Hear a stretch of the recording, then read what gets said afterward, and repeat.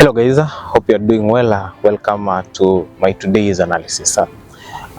Today I just want to speak briefly on why I think and I feel that Morara Kebaso is burning out too soon. Remember, Morara Kebaso became famous with exposing the incomplete projects that were launched by the president and also by the governments of the Republic of Kenya. He traveled this nation exposing these projects. People liked what he's doing and he got a huge following, became famous, called to various interviews to speak, and he even has the ability to mimic the Kenya's current president.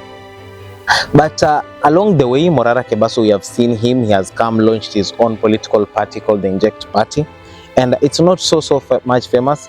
He went to Bomas during the public participation for the impeachment of Rigathi Gachagua. He was assaulted.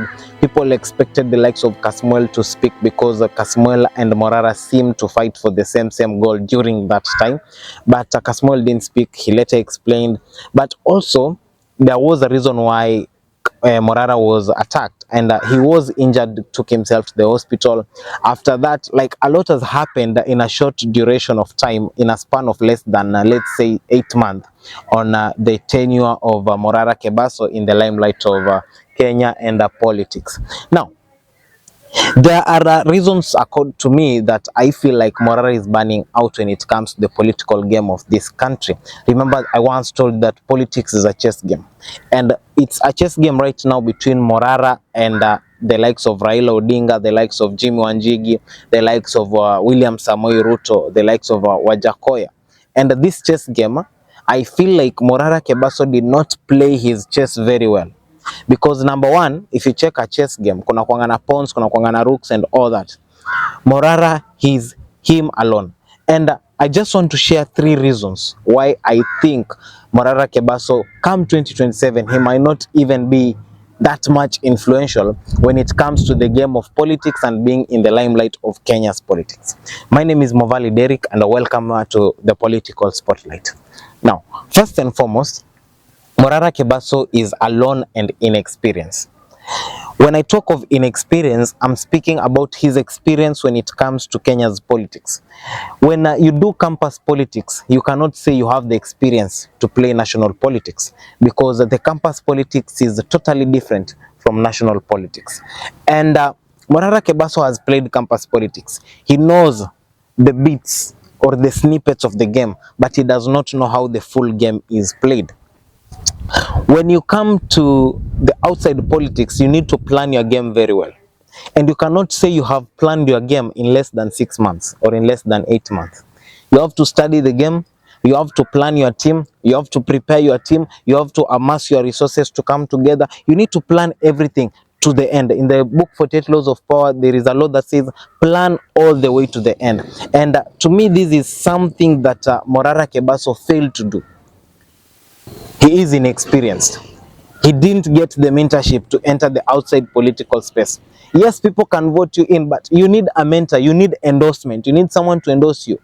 And when I speak of him being alone, when you check during the Mandamano, after he left and formed the Inject Party, he has not approached anyone who had influence during Mandamano to join his party. I personally expected, and other people who have talked to were telling me, expected the like of Kasmuel to team up with Morara Kebaso. But Kasmuel has ended up joining ODM party. This has left Morara alone. And if I may ask, whom do you think right now Morara can approach to join his party? ODM is doing grassroots elections. Young people are joining the ODM Youth League.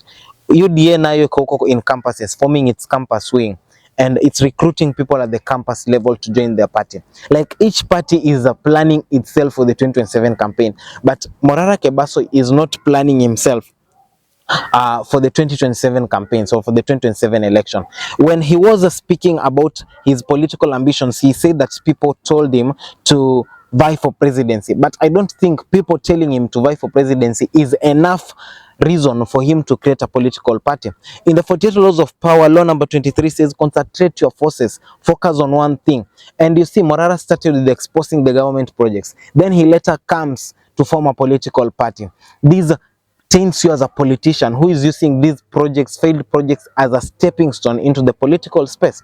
And here is one thing that made him fail, because he announced what he wanted earlier enough that so many people have now become common, or he has become common to many people. The second thing is Morara Kebaso announced his political ambitions way so early. When you form a political party, the first thing you're sending to the minds of Kenyans is, there is something I'm coming for. And there is only one thing that Morara has been speaking about, and this is the presidency. And if you ask me, yes, he might win the presidency, but not so easily, because we know how the game of politics of Kenya is played. If Morara could have gotten the experience, if he could have gotten himself a mentor, an advisor, if he could have aligned himself with certain people, let's say the likes of Akina Jimmy Wanjigi, people are against the government, who are like opposition. If he could have aligned himself with the likes of Akina Wajakoya, who have been in the ballot, he could have gotten some advice on how to plan his political party. Angeregister party na maybe atulie, akuja apange resources zake, human resource, campaign resource. Even right now, if you go to campaign, he doesn't have enough resources. And the third reason as to why he is burning out, which is attached to the first and the second reason, is his borrowing. Morara Kebaso has been borrowing a lot. And in the 48 laws of power, there is a law that says, learn to keep people dependent on you. That is law number 11. Create a sense of need. What Morara created is not a sense of need, but what he created is rather a sense of want. I want you to help me. It's not like we need you to help us. When you are ready, wanasemanga, if a leader is willing to drive change in the society, he should be willing to sacrifice. He is out. And even if you check vitu zenye anaboro, they are not those substantial things. Like for his security team, I don't know for what. You see, hizi ni vitu zenye, if you align yourself very well, if Morara Kebaso could have sat down, done his research very well, put together a team, and aligned himself with like-minded individuals, get advice from various people, share experience, share plans, share ideologies. There are certain things like these ones that he could not have brought to public. And even when it comes to borrowing, there is this thing that I say, that if you are doing something, you'd rather keep it. Kuna zile vitu unafanyanga chini ya meza, chini ya carpet, usilete huku juu watu waone. Unazichezeanga tu huku chini, watu wanaona zimfanyie huku juu. Ange approach marafiki zake au wenye wamekuja kama Madonna, ambe unaona, like there is a way he could have even planned his finances to facilitate his security team. I see most MPs only have one bodyguard or two. It's only the president whom I saw when he came to Kwale, he has a team of over 7 bodyguards. But I have seen MPs having only 2 or 1 bodyguard. So getting himself 1 bodyguard or 2 is something in anaweza manage without coming to the public to borrow. Because the moment you come to the public, law number 5 of 40 laws of power, so much depend on reputation. Guard it fiercely. Hapo kidogo, your reputation as a politician, as someone who wants the presidency. You know, if I want to become the president, there is how I taint myself to the public so that the public sees me as a president. There is how I behave. If I want to become the governor, there is how I need to behave for people to see the governor in me. So the fact that, number 1, Morara lacked experience, he didn't know how to plan his way till the end. Second, the experience that he lacks is the experience to play the political game, to plan his pawns, to plan his rooks, to plan his knights, to plan his bishops, to plan the king, the queen, and everything, like to plan his side of the chess game. So that even if the other side of the chess game is playing against him, he knows when to make the right move. And the last thing that I want to say that will make Morara burn out soon is not understanding the law of time. You see, Kasmuel is smart when it comes to the law of time. Kasmuel has been silent, watu wanamcriticize kidogo nini, alafu kidogo ODM. But Morara ndiye alikuwa the peak of him trending. Kidogo inject party this. You see, there is a lot convincing that you have to do to convince this young generation to follow you. When you form a party and you come and tell us that I form a party that is for us, this is the party to champion for our wives. There are so many questions that people may ask you. Why did you form the party? Where is the manifesto for the party? Where are the vision, the goals, and all that? You see, if he could have taken time to convince the entire generation, if he could have taken time to align himself with the people, he would have been a very, very serious force against William Samoei Ruto. and Raila Odinga come 2027. But also there is still room for correction, there is still room for change for Morara Kebaso before it all goes in vain.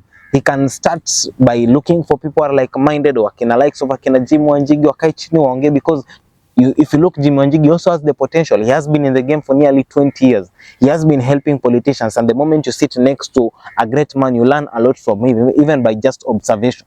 And he has knowledge, and is after political analysts who are more advice, political lawyers to give him advice, so that he situates himself in a position that come 2027, he is not irrelevant. The project is exposing. I think he should also concentrate his forces on one thing, so that at the end it is not like his resources are divided and then it ends like it's draining him so much. My name is Morara Kebaso. This has just been my view on why I feel like Morara Kebaso is slowly getting off the limelight of Kenyan politics. He can use the trick that so many motivational speakers use, that they usually say disappear for 6 months and re-emerge. He can use that tactic as well to come back very stronger, very prepared, and ready to face the political game. My name is Morara Kebaso. This is the Political Spotlight, and I'll see you again on my next video.